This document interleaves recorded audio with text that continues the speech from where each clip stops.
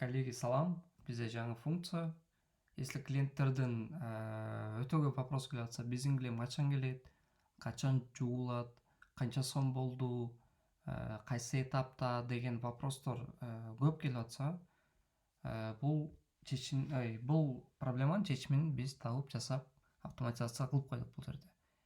Например, вот биз упаковкада турабыз. Упаковкага өткөн заказдарыбыз. Например, вот любой эле бирөөсүн тандайм дагы. Бассам, сразу WhatsApp өтүп келет, ушу клиент мененчи. И уже даяр текст менен. Вот, здравствуйте, клиент. Бул жерге имя клиента esi заказ алып атканда аты жазылган болсо, же болбосо биздин базада ушул номердеги клиент уже бар болгон болсо, аты менен чыгат. Так, вот заказдын номери. Упаковка и готовится к доставке.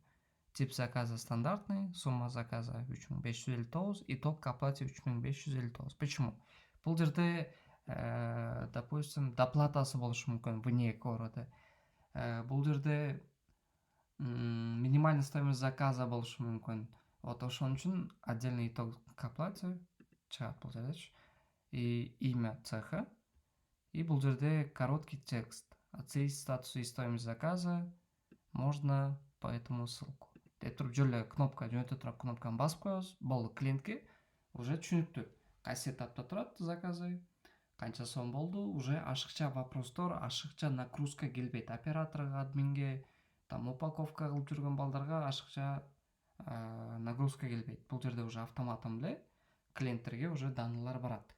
Буну кантип жасайбыз? Бунун эки түрү бар. Азыр ручной ушинтип жөнөтүш и автоматтык түрдө жөнөтүш. Автоматтык түрдө жөнөтүш үчүн, например, килем жуулуп бүттү, сразу клиентке сообщение келет. Автоматом сиз эч кандай кнопка баспайсыз, система өзү жөнөтөт. Бирок деген жери бар. Аны WhatsApp'та платный болуп калат ал.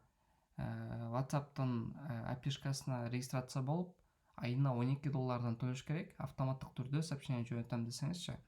И там ограничениясы жок. Канча сообщение жөнөтсөңүз жөнөтө бересиз бир айдын ичинде. Так, азыр буну кантип настройка кылабыз? Бул жерге биз сайтка киребиз. Так, вот сайтка киребиз. Бул жерде эми бизде модуль бар бул жерде. Уведомление WhatsApp. Режим работы азыр менде ручной турат. Вот ручной жөнөттүм. Вот, допустим, таңоодо мен азыр мына эки заказга уже сообщение жөнөттүм. Визуально уже билесиз. Кайсы заказдарга уже сообщение жөнөтүлгөн, кайсыларга еще жөнөтө элек. Вот, чтобы адашып кайра басып албаш үчүн уже түшүнүктүү бул жерде. Бул заказга жөнөтүлдү, буга жөнөтө элек. Также вот сортировкада, жеткирүүдө бул жерде өздөрүнүн эмесин, бул жерде деле ошентип биз жөнөтсөк болот. Например, вот бастык, бир клиент экен. Бул жерде чатына өттүк. Вот, бул жерде жазылып атат. Вот, клиент ваш номер PS 1 прошел сортировку. Почему?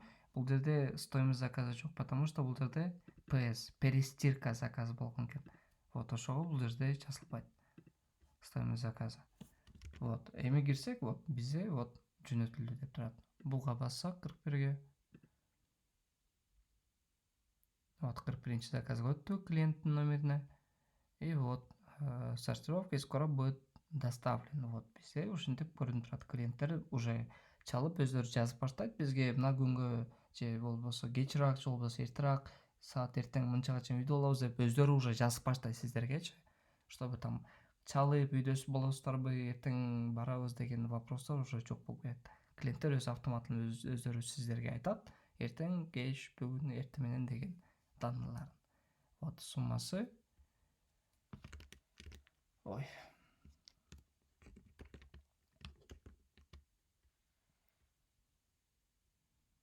Случайно жабып алдым. Вот, буну кантип настройкалайбыз? Азыр вот иркөөдө бизде.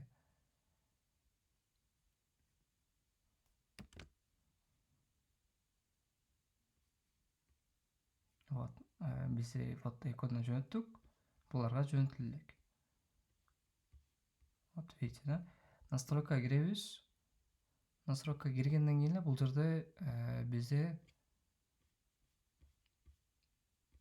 вот модуль ручной. Бул жерде ручнойдо кайсы этаптарда жөнөтүүгө возможность бериш керек. Заказ ачылганда менин оюмча жөнөтүштүн кереги жок. Жуулганда, упаковка болгондо, сортировка өткөндө, доставкага өткөндө, ошо статустарга өткөндө ошондо жөнөтсөк болот. Ушул көбүрөөк пайдасы тиет. Анан бул жерде жазылып турат. Стирка бүткөндө кандай сообщение кетет деп. Кааласаңыздар буну кыргызча текстке өзгөртүп алсаңыз болот. Кааласаңыз формуласын вообще башкача кылып өзгөртүп алсаңыз болот. Бул жерде ключевой словолор бар. Клиент name деген бул клиенттин аты чыгат, order ID заказдын номери чыгат, company name бул жерде компаниянын аты дегендей эле, total price это стоимость заказа, ушинтип кете. Ушуну каалаган эле мындай алып туруп, любой жерине коюп алсаңыздар болот. Бул жерде вот тексттер кыргызча өзгөртүп, вот формуласы. Вот ушул жерден көрсөк болот. Ар бир текстти өзүнчө башкача кылып түзсөңүздөр ham болот.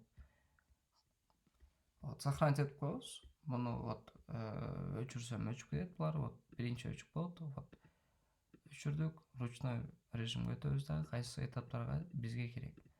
Басып туруп сохранить этип коебуз. И все. Жанагы кнопка чыгып калат. Вот эргөөдө, доставкада, таңууда чыгып калат ушул нерселер. Так, эми бул жерде автоматически кандай жасайбыз десеңиздер, вот автоматты басабыз. Бул жерде вот Green API деген сайтка өтүшүбүз керек. Вот биринчи ссылка. Бул жерде регистрацияны өтөбүз. Вот регистрация өткөндөн бул жерде создать и вот на WhatsApp бизнес $12 1 айына. И там ограничение жок. Там канча сообщение жөнөтсөңүз жөнөтө бересиздер. Ошон алгандан кийин ал жерде сайтта бизге мындай данныйларын берет. Алып келип ушул жерге коюп туруп, проверканы басып коебуз. И все, автоматом иштеп калат дальше. 1 минус ошо айына $12 төлөп туруш керек. Мына сайтта. Ручной иштетебиз. Бирок ручной деле азыр иштетсеңиздер өтө сонун болот го дейм. Автоматтык түргө кийинчерээк өтсөңүздөр, азырынча ручной жасап турсаңыздар, ручной деле өтө жеңилдетет ишти. Вот, бизе ушул жаңылык.